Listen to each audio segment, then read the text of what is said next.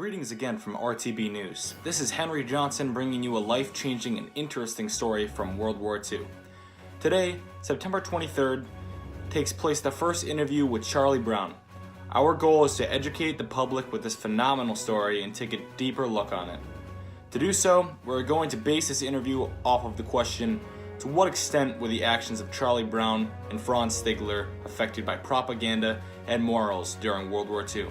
Firstly, we are going to get his background history. My name is Charlie Brown. I was born in 1922 in a small town in West Virginia and grew up there for most of my life. For the incident, I had been serving as a lieutenant for the U.S. Air Force. I had been serving in the 379th Bomber Group in Kimballton, England.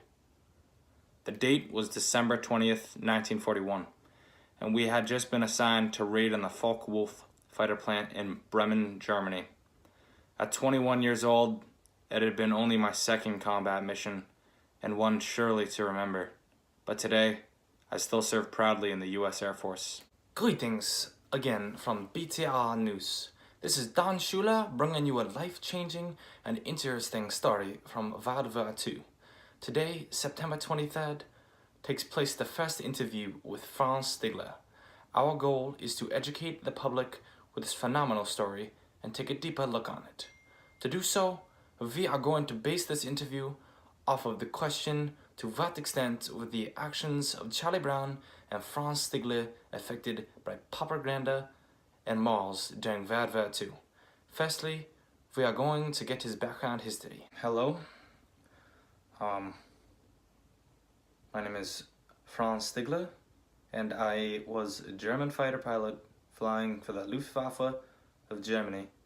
I was born on August 21st, 1915 in Regensburg, Germany, when the First World War was at its height.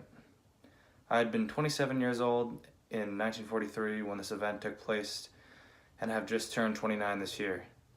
My father served as an observer in the German Air Force, always encouraging me to take such an interest in flying.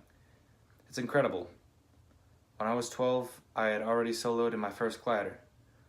I guess you could say I was born to be a pilot, but the summer of 1939 I joined the Luftwaffe and immediately fell in love with the Messerschmitt Bf 109.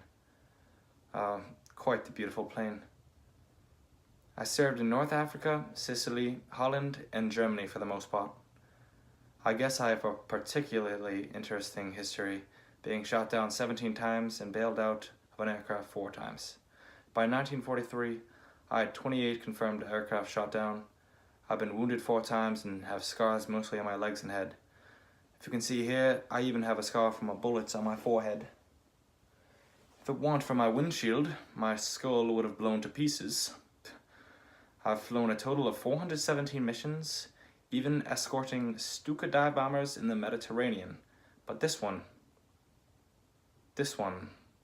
was memorable. I understand this may be hard for you, but could you explain to us what happened that day? I understand this may be hard for you, but could you explain to us what had happened that day? We flew a bomber, known as the B-17. Extraordinary thing. She was nicknamed Ye Old Pub. We successfully reached the flight plant in Bremen and dropped our assigned load. Heading home, there's always an eerie silence, hoping, praying to make it back. That's when we took a direct hit from an anti-aircraft gun, shattering the plexiglass nose and immediately damaging 2 out of our 4 engines. I had even taken a bad piece of flak directly to the shoulder. We were forced to drop from our bombing fleet, unable to maintain position. As if things weren't bad enough, 8 German fighter pilots appeared, damaging our 3rd engine, ruining the tail, putting holes in the hull, disabling a propeller, knocking out our oxygen access, shutting down our hydraulic and electrical systems, and breaking our compass. With a partly responsive control system and a lack of oxygen, the plane plummeted to the ground. Yet I managed to miraculously come to my senses and level out the entire bomber just 100 meters above the ground. Slowly climbing with one engine at full power, there came the question whether we were to make it back to England over 250 miles away or crash land in enemy territory. It was practically me and my co-pilot Spencer, or Pinky as we used to call him. The rest of the crew was tending to 3 seriously injured men. Our tail gunner had been killed, blown to shreds, lying on the turret, blood freezing on the gun. With the injured, I had to make it back to the UK. However, I gave my crew the option to bail, yet everyone chose to stick it out. Little did I know, I was heading deeper into enemy territory.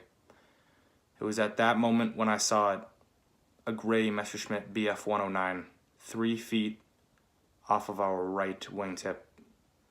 Pinky goes, "My God, this is a nightmare. He's going to destroy us."